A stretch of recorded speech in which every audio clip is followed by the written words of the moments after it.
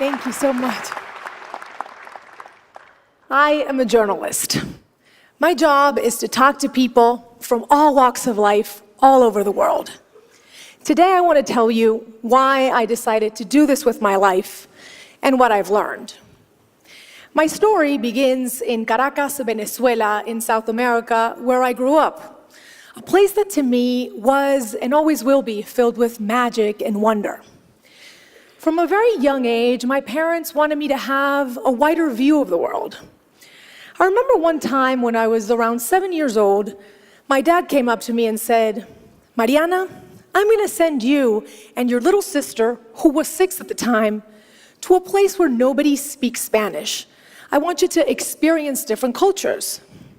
He went on and on about the benefits of spending an entire summer in this summer camp in the United States, stressing a little phrase that I didn't pay too much attention to at the time: you never know what the future holds. Meanwhile, in my 7-year-old mind, I was thinking we were going to get to summer camp in Miami. Maybe it was going to be even better, and we were going to go a little further north to Orlando, where Mickey Mouse lived. I got really excited. My dad, however, had a slightly different plan. From Caracas, he sent us to Brainerd, Minnesota. Mickey Mouse was not up there. And with no cell phone, no Snapchat or Instagram, I couldn't look up any information. We get there, and one of the first things I noticed was that the other kids' hair was several shades of blonde, and most of them had blue eyes. Meanwhile, this is what we looked like. The first night, the camp director gathered everyone around the campfire and said, "Kids, we have a very international camp this year. The Atencios are here from Venezuela." The other kids looked at us as if we were from another planet. They would ask us things like, "Do you know what a hamburger is?" Or, "Do you go to school in a donkey or a canoe?" I would try to answer in my broken English, and they would just laugh. And I know they were not trying to be mean. They were just trying to understand who we were and make a correlation with the world they knew. We could either be like them or like characters out of a book filled with adventures like Aladdin or The Jungle Book. We certainly didn't look like them. We didn't speak their language. We were different. And when you're 7 years old, that hurts. But I had my little sister to take care of, and she cried every day at summer camp. So I decided to put on a brave face and embrace everything I could about the American way of life. We later did what we called the summer camp experiment for 8 years in different cities that many Americans haven't even heard of. What I remember most about these moments was when I finally clicked with someone. Making a friend was a special reward. Everybody wants to feel valued and accepted, and we think it should happen spontaneously, but it doesn't. When you're different, you have to work at belonging. You have to be either really helpful, smart, funny, anything to be cool for the crowd you want to hang out with. Later on, when I was in high school, my dad expanded on his summer plan, and from Caracas, he sent me to Wallingford, Connecticut for senior year of high school. This time, I remember daydreaming on the plane about the American high school experience with a locker. It was going to be perfect, just like in my favorite TV show, Saved by the Bell. I get there, and they tell me that my assigned roommate is eagerly waiting. I open the door, and there she was, sitting on the bed with a headscarf. Her name was Fatima, and she was Muslim from Bahrain, and she was not what I expected. She probably sensed my disappointment when I looked at her because I didn't do too much to hide it. See, as a teenager, I wanted to fit in even more. I wanted to be popular and maybe have a boyfriend for prom. And I felt that Fatima just got in the way with her shyness and her strict dress code. I didn't realize that I was making her feel like the kids at summer camp made me feel. This was the high school equivalent of asking her, "Do you know what a hamburger is?" I was consumed by my own selfishness and unable to put myself in her shoes. I have to be honest with you.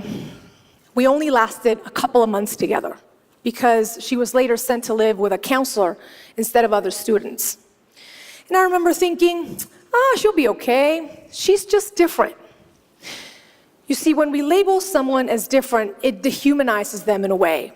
They become the other.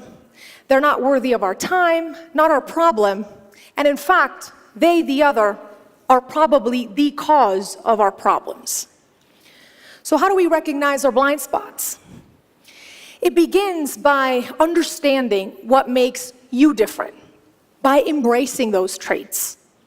Only then can you begin to appreciate what makes others special. And I remember when this hit me, it was a couple of months after that. I had found that boyfriend for prom and made a group of friends and practically forgotten about Fatima until everybody signed on to participate in this talent show for charity. You needed to offer a talent for auction. And it seemed like everybody had something special to offer. Some kids were going to play the violin, others were going to recite a theater monologue. And I remember thinking, we don't practice talents like these back home. But I was determined to find something of value. So the day of the talent show comes, and I get up on stage with my little boombox, I put it on the side, and I press play, and a song by my favorite emerging artist, Shakira, comes up. And I go, whenever, wherever, we're meant to be together. And I said, my name is Mariana, and I'm gonna auction a dance class. And it seemed like the whole school raised their hand to bid. My dance class really stood out from like the 10th violin class offered that day. And going back to my dorm room, I didn't feel different. I felt really special. And that's when I started thinking about Fatima, a person that I had failed to see as special when I first met her. She was from the Middle East, just like Shakira's family was from the Middle East. She could have probably taught me a thing or two about belly dancing, had I been open to it. Now, I want you all to take that sticker that was given to you at the beginning of our session today, where you wrote down what makes you special, and I want you to look at it. If you're watching at home, take a piece of paper and write down what makes you different. You may feel guarded when you look at it, maybe even a little ashamed, maybe even proud. But you need to begin to embrace it. Remember, it is the first step in appreciating what makes others special. When I went back home to Venezuela, I began to understand how these experiences were changing me. Being able to speak different languages, to navigate all these different people and places, it gave me a unique sensibility. I was finally beginning to understand the importance of putting myself in other people's shoes. And that is a big part of the reason why I decided to become a journalist. Especially being from a part of the world that is often labeled the backyard, the illegal aliens, third world, the others. I wanted to do something to change that. That was right around the time, however, when the Venezuelan government shut down the biggest television station in our country. Censorship was growing, and my dad came up to me once again and said, "How are you going to be a journalist here? You have to leave." And that's when it hit me. That's what he had been preparing me for. That is what the future held for me.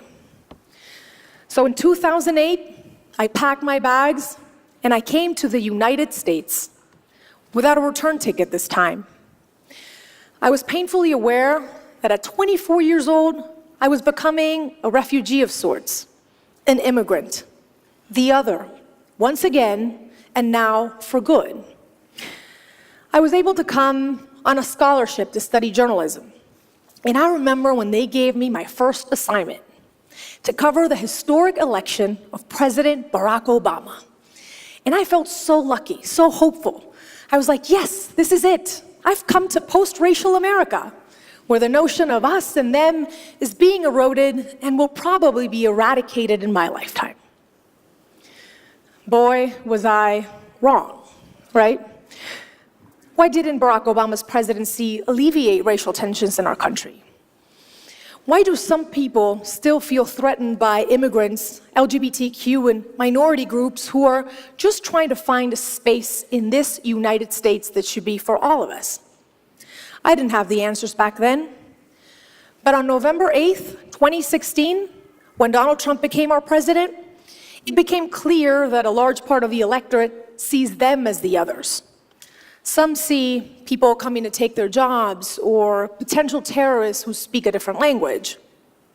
Meanwhile, minority groups oftentimes just see hatred, intolerance, and narrow-mindedness on the other side. It's like we're stuck in these bubbles that nobody wants to burst. And the only way to do it, the only way to get out of it, is to realize that being different also means thinking differently. It takes courage to show respect. In the words of Voltaire, I may not agree with what you have to say, but I will fight to the death to defend your right to say it. Failing to see anything good on the other side makes a dialogue impossible. Without a dialogue, we will keep repeating the same mistakes because we will not learn anything new. I covered the 2016 election for NBC News. It was my first big assignment in this mainstream network where I had crossed over from Spanish television. And I wanted to do something different. I watched election results with undocumented families. Few thought of sharing that moment with people who weren't citizens, but actually stood the most to lose that night. When it became apparent that Donald Trump was winning, this 8-year-old girl named Angelina rushed up to me in tears. She sobbed as she asked me if her mom was going to be deported now. I hugged her back and I said it's going to be okay. But I really didn't know. This was the photo that we took that night, forever ingrained in my heart. Here was this little girl who was around the same age I was when I went to camp in Brainerd. She already knows she is the other. She walks home from school in fear every day. Her mom can be taken away. So how do we put ourselves in Angelina's shoes? How do we make her understand she is special and not simply unworthy of having her family together? By giving camera time to her and families like hers, I tried to make people see them as human beings and not simply illegal aliens. Yes, they broke a law, and they should pay a penalty for it, but they've also given everything for this country, like many other immigrants before them have. I've already told you how my path to personal growth started. To end, I want to tell you how I hit the worst bump in the road yet, one that shook me to my very core. The day, April 10th, 2014. I was driving to the studio and I got a call from my parents. "Are you on the air?" they asked. I immediately knew something was wrong. "What happened?" I said. "It's your sister. She's been in a car accident." It was as if my heart stopped. My hands gripped to the steering wheel, and I remember hearing the words, "It is unlikely she will ever walk again." They say your life can change in a split second. Mine did at that moment. My sister went from being my successful other half, only a year apart in age, to not being able to move her legs, sit up, or get dressed by herself. And this wasn't like summer camp where I could magically make it better. This was terrifying. Throughout the course of 2 years, my sister underwent 15 surgeries, and she spent most of that time in a wheelchair. But that wasn't even the worst of it. The worst was something so painful, it's hard to put into words even now. It was the way people looked at her, looked at us, changed. People were unable to see a successful lawyer or a millennial with a sharp wit and a kind heart. Everywhere we went, I realized that people just saw a poor girl in a wheelchair.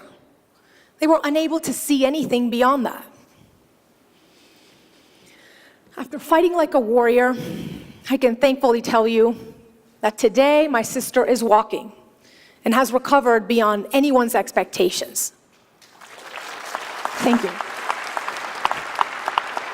But during that traumatic ordeal, I learned there are differences that simply suck, and it's hard to find positive in them. My sister's not better off because of what happened. But she taught me you can't let those differences define you. Being able to reimagine yourself beyond what other people see, that is the toughest task of all, but it's also the most beautiful. You see, we all come to this world in a body. People with physical or neurological difficulties, environmentally impacted communities, immigrants, boys, girls, boys who want to dress as girls, girls with veils, women who've been sexually assaulted, athletes who bend their knee as a sign of protest, Black, white, Asian, Native American, my sister, you or me.